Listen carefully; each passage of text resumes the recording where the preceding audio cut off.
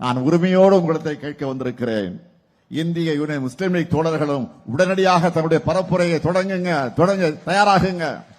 இங்கு இருப்போர் இளைஞர்களும் பெண்கள் ஏராளமாக வந்திருக்கிறீங்க. தாய்மார்களை பார்க்கிறேன், கண்கொள்ளா காட்சியாக இருக்கிறது.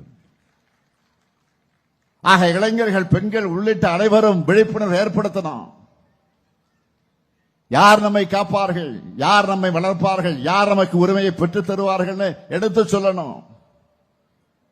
நாம ஒற்றுமையா இருந்தா எந்த சூழ்நிலைகளும் தமிழ்நாட்டுடைய வளர்ச்சியை சீர்குலைக்க முடியாது.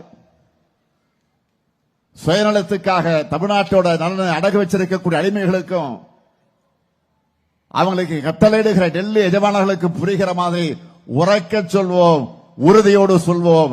தன்மானமிக்க தமிழ்நாடு தலைபணியாது, ஒருபோதும் அடிபணியாது.